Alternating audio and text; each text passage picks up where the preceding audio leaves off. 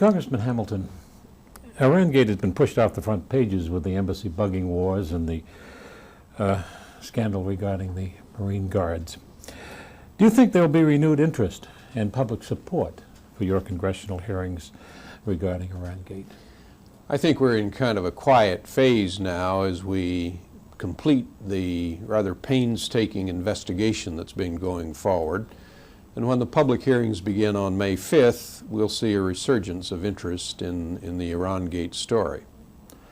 How important is this scandal? You've been in Congress many years. And how would you rate it in respect to Watergate and other national scandals? I don't try to make comparisons. I do think this is a very serious matter. What happened in brief was that the United States was saying to all the world that we were doing one thing, when in fact we were doing quite the opposite secretly. We were telling all the world that we were following a policy of not dealing with terrorists and not making concessions to terrorists, when in fact we were doing just those things. We were telling the world that we were neutral in the war in the Gulf, when in fact we were supplying arms to one side. Now that goes to the credibility of the United States. It goes to the question of how much confidence they have in what we say. And those are serious matters for the United States.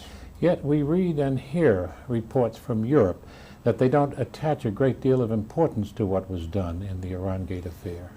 It depends on what leaders you talk to. The United States, for example, has had a very serious disruption in its contacts with and conversations with the so-called moderate Arab countries because they no longer trust our word.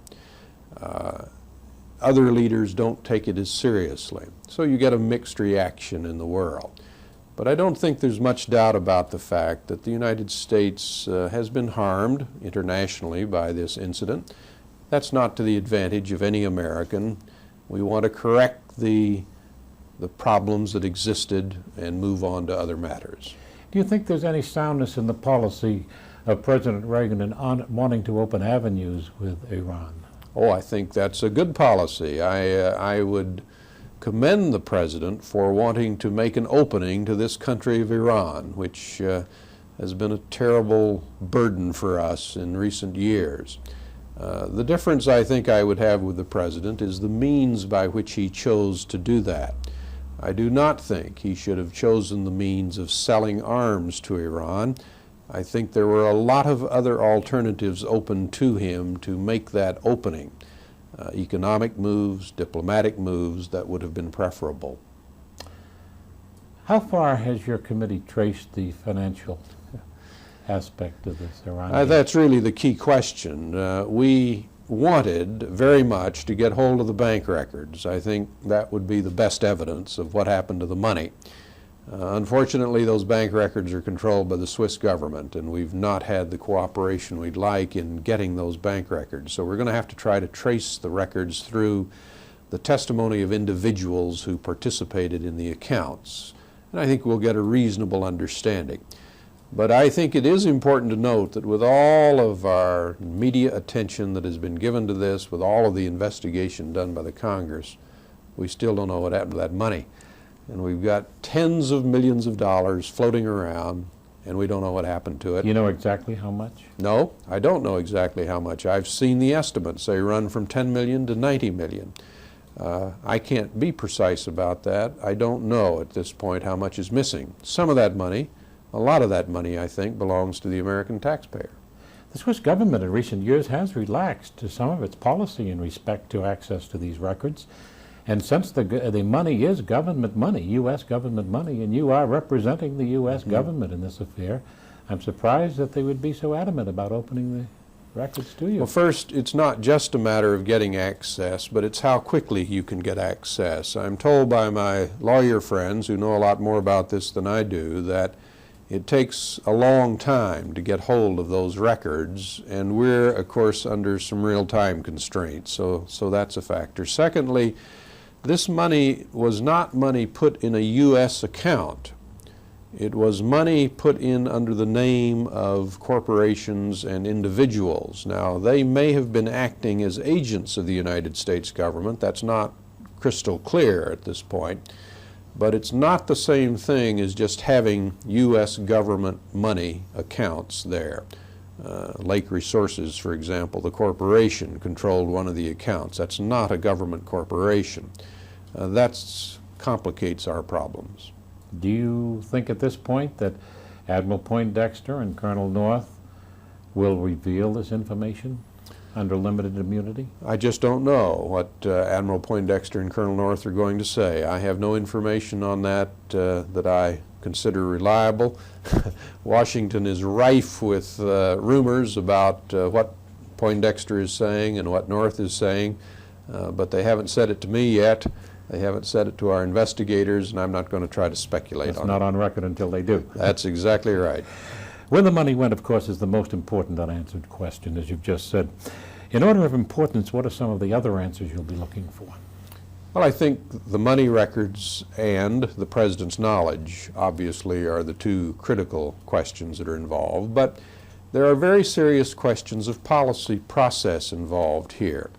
How did this policy keep going? What are the dynamics of it when the Secretary of State was against it, when the Secretary of Defense was against it, when Bud McFarlane, the National Security Advisor, got up several times from the table and said the whole effort is dead, but it kept moving forward.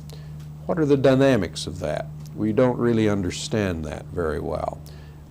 We've got a lot of questions about process here. Why did the process break down? How was it that a colonel on the National Security Council staff was telling the Director of Central Intelligence what to do? How was it that that colonel was calling up the President of Costa Rica and saying to him, we're going to cut your aid off? The process really broke down, and we don't understand that as well as we'd like to, and we want to make suggestions as to how that process can be strengthened. Do you plan on calling the President to testify, and is there a precedent for presidents testifying? At the moment, I would say it's not likely that the President would testify. There is only one precedent that I know about, and that one was when President Gerald Ford went to the Congress voluntarily on his own initiative to testify to the Congress about the reasons he gave a pardon to former President Nixon. I don't think, unless the President would choose himself to come voluntarily, that we would ask him to testify.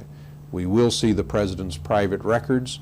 We may have an opportunity to talk with him about it. We'll just see how that develops. I think it's unlikely that he would testify. When do your committee hearings begin? May the 5th. Let's move from the Iran-Gate scandal and the committee hearings. Your expertise in Congress is in the area of foreign affairs, and I'd like to ask your comments on the recent bugging war, and very briefly, and how it is affecting or could affect Secretary Shultz's visit and negotiations with the Russians on arms reduction.